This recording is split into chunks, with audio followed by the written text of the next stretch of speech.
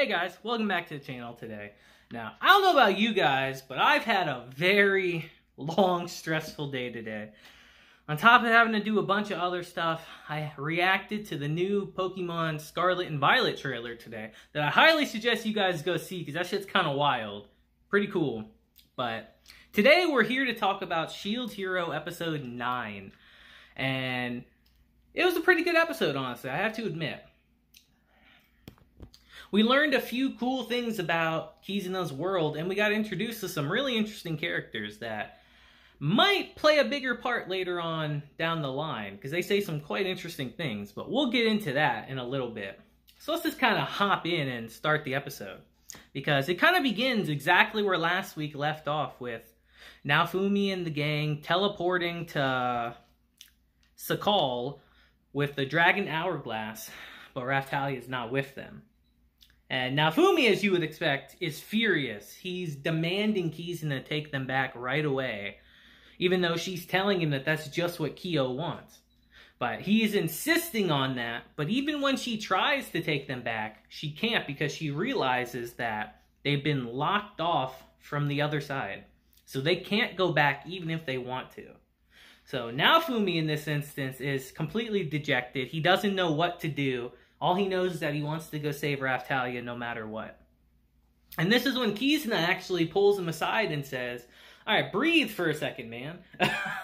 I know someone here in Sakal that can help us find them. His specialty is finding people." And in that moment, they actually get met by some, I wouldn't say security, but maybe some officials there as they get teleported there, who are completely relieved to see that Kizuna's alright. But she has no time for pleasantries because she immediately asks them if they can bring a meeting with her to a man named Ethnabolt. Now, when they get brought to the place that this man named Ethnabolt is at, they immediately get swarmed by what looks like a bunch of officials in the capital who immediately ask Kizuna what happened. So she starts informing them how she got out of the dimensional prison, and she eventually tells them that it's because of Naofumi and the gang that rescued her. And she lets slip that Naofumi is a hero from another world's cardinal hero. And this immediately sets off all these officials. They immediately turn hostile towards Naofumi and even demand that the guards come in to try to take him away. Because they reveal that all the other heroes from other worlds have come to destroy this world. So they've apparently met with Kyo before, or at least know of other heroes from other worlds that have come to try to destroy their world. So they are instantly on edge against Naofumi at that point. And Naofumi, who's just fed up with all of it, just immediately storms off like, "I don't have the time for this. I gotta go rescue Raphtalia." So as he's walking through this place, he actually runs into the man in question that he went to go find, Ethnabolt, who asks him what he's doing there. Who is revealed to be the vassal weapon holder of the boat. He's like the boat hero, which is very strange. This series, like I said in my previous review, they love to do like really obscure things as the weapons. Like Kizuna has like a fishing rod and he has a boat, which is kind of really weird, but I like it at the same time because it's kind of funny. And you know, he's glad to see Kizuna. He tells her that he's glad that she's safe, and he hands her what looks like a little talisman that she immediately is super happy to see. And it's revealed that it's a shikigami that her and Glass actually made together, named Chris. His name is Chris, funny enough. That's quite something. I definitely found his name quite funny. That's like going to a fantasy world and then running into someone named Bob or Jim or Joe. It's just, I don't know why I found it funny, but it did. And she reveals to Naofumi that shikigamis actually have the ability to be able to find their wielders. Because to make a shikigami, you need the creator's blood, the person who created it, you need a bit of their blood, and you need a catalyst to act as part of the shikigami. So, since Naofumi uses a bit of Raphtalia's hair and his blood to make the shikigami, they're able to use it to be able to find Raphtalia. So they begin the ritual to do it. And it's kind of shaky at first, you know. Ethnabolt is like, "I've never seen a shikigami form this quickly. I don't know what's going on." But the ritual does become a success, and we get a super, super adorable little raccoon that looks exactly like Raphtalia. And even Naofumi's like, are you actually Raphtalia?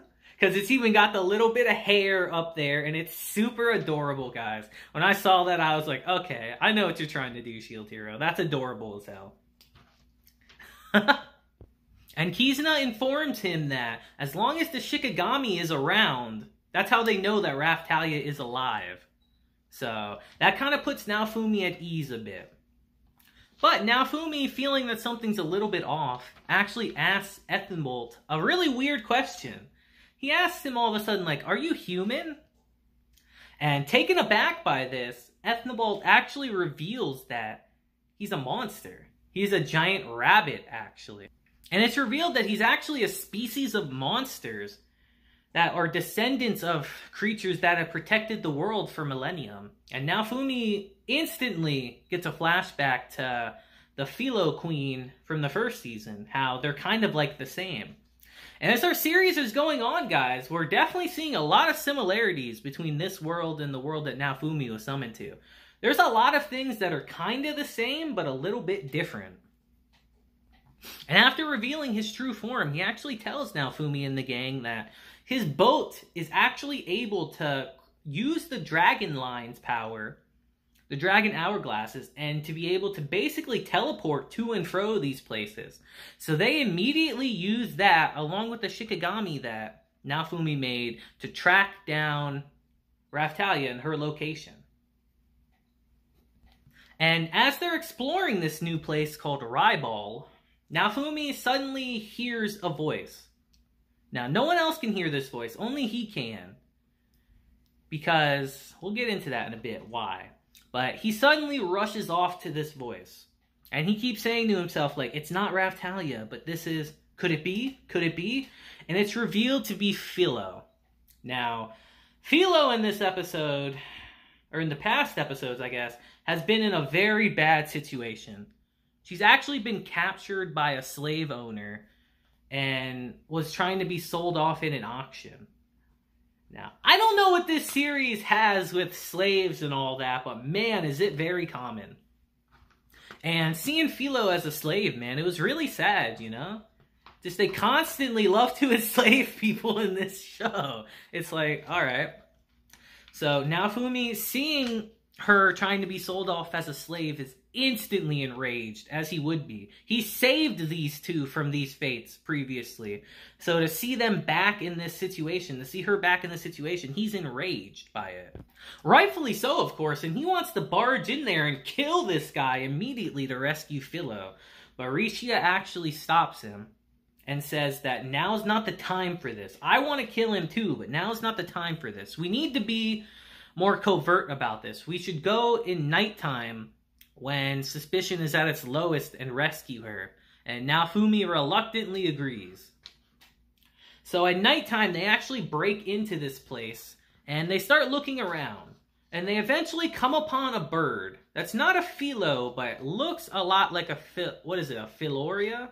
Or however they pronounce it. I could never pronounce those. And Rishia initially says, oh, this isn't a Fioria.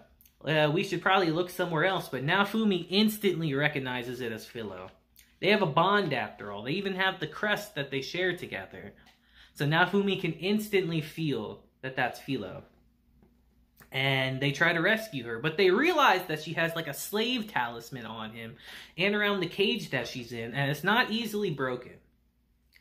And they don't know what'll happen if they take the crest off. But Naofumi, not caring, finally being reunited with one of his lost companions, tells them, I'll break the seal, Kizuna, you break the cage. So they do that, actually, and they're able to save Filo. And we have a little touching moment, you know? We haven't had Filo in the past couple episodes, guys, so to see her again is actually kind of nice. We almost have the gang back together.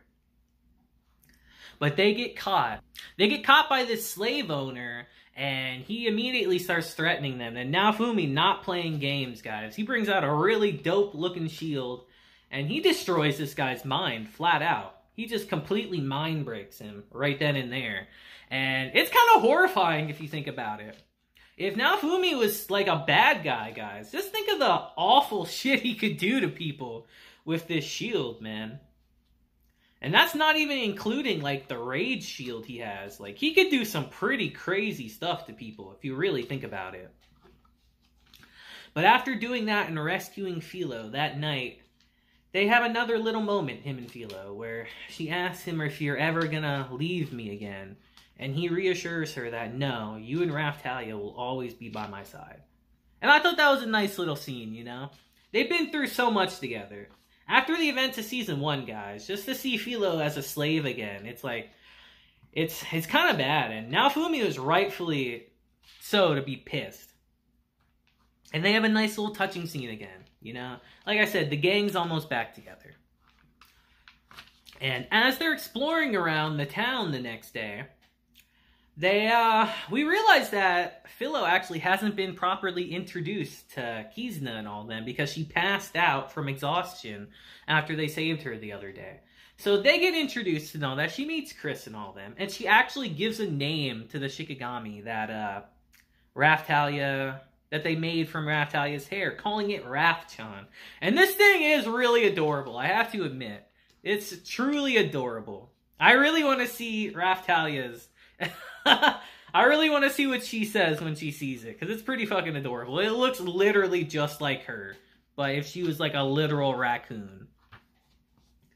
But unfortunately, this nice scene gets interrupted by Naofumi realizing that Raphtalia's stats have suddenly disappeared. Now, completely in a panic at this point, he looks over to see that the shikigami's still there, so we know that she's still alive. But why have her stats suddenly disappeared? You know, it's quite strange. And they're freaked out. And our episode actually ends with us seeing Raphtalia getting carried away in chains up to this strange castle in the snow. And that's how our episode ends, actually. So we know she's okay, but what's happening to her, we still don't know. And like I said, guys, this was a good episode, you know. I will say, this episode felt kind of fast to me. I don't know if you guys feel that way, but this episode felt pretty fast. Like, they kind of rushed through some material. I feel like we should have spent more time with Ethanabolt, or whatever his name is, and spent a little more time with him. I felt like we kind of rushed past that a bit, just so we could go save Filo. And I feel like Filo's rescue itself felt a little rushed. Like, they could have, like, that probably could have been an entire episode itself, but we had to rush past it to get through it. And I don't know. It did feel a bit rushed, but I thought it was a good episode, and it's good to have Filo back again. Now we just gotta save Raphtalia and stop Kyo, and we're good to go. But yeah, guys, this season has definitely been something for Shield Hero. It's gone at a fast pace, but I'd say it's still been pretty satisfying. It's kind of crazy to think that only a couple episodes ago we were fighting a giant tortoise, and now we're in another world fighting another hero with our characters separated from each other. It's kind of wild, you know? But you guys let me know what you thought about this episode. Let me know what you think about Filo being back.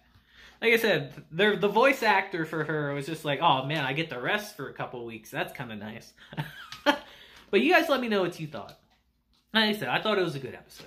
But I think that'll be it for today's episode, guys, you know?